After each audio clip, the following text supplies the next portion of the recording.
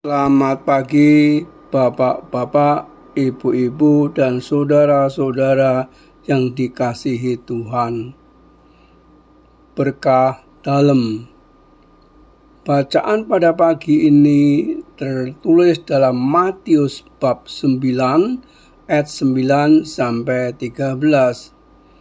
Yesus bersabda, "Ikutlah aku." Matius berarti pemberian Yahweh.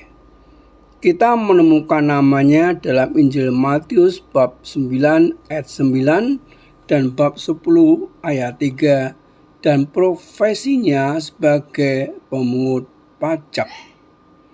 Orang Yahudi yang bekerja sebagai pemungut pajak bagi orang-orang Romawi pada zaman Herodes Antipas, ia termasuk salah orang yang dibenci oleh masyarakat Yahudi waktu itu.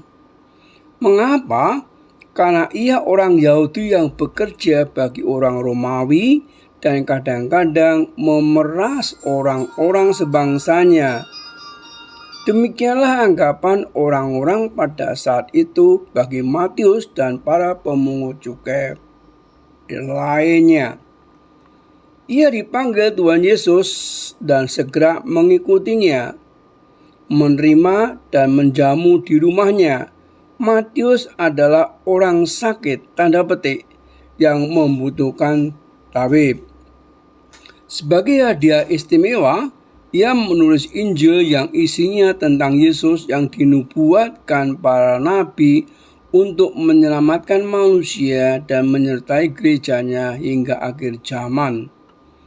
Injil Matius dilambangkan sebagai seorang manusia ilahi.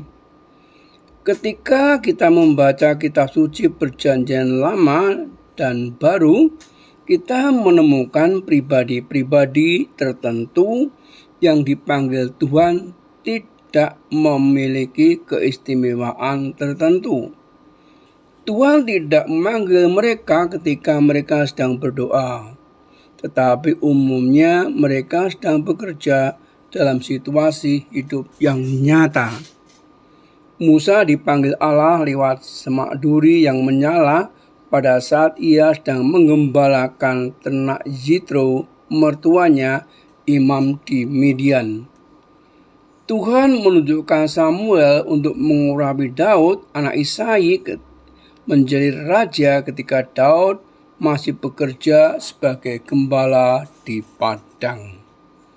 Melalui Elia, Tuhan memanggil Elisa ketika ia sedang membajak dengan 12 pasang lembu. Elia melemparkan jubahnya kepada Elisa. Tuhan memanggil Amos menjadi nabi ketika sedang bekerja sebagai gembala dan pemungut buah ara. Tuhan Yesus memanggil Simon, Andreas, Yakobus, dan Yohanes ketika mereka sedang membersihkan jala. Sekarang beliau memanggil Matius ketika sedang duduk di kantor pajak.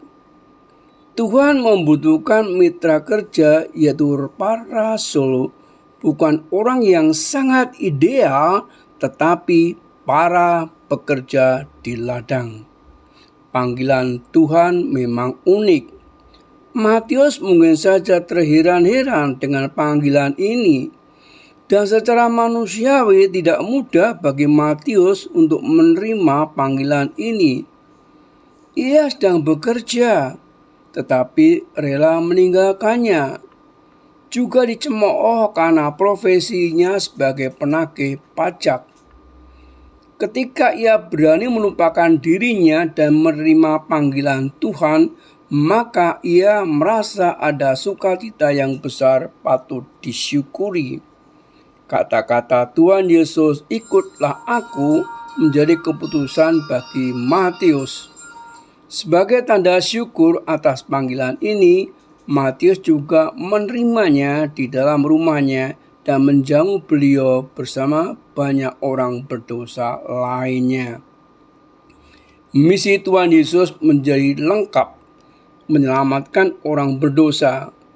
Beliau datang bukan memanggil orang benar, melainkan orang-orang berdosa. Mengikuti Tuhan Yesus berarti meniru seluruh kehidupannya, menjadi serupa dengannya.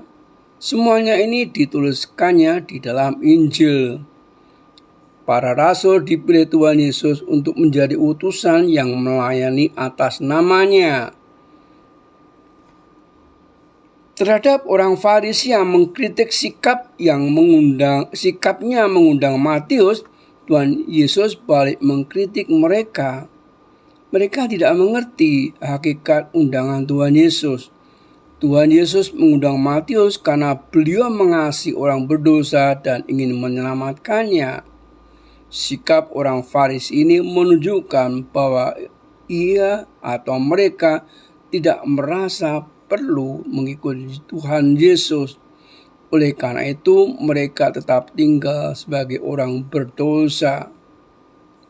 Ketika kita menyadari hidup sebagai pribadi yang tidak sempurna, namun kata-kata Tuhan Yesus, "Ikutlah aku," memiliki kekuatan tersendiri untuk mengubah seluruh hidup menjadi baru. Syukurilah panggilan hidup kita. Tuhan beserta kita. Amin.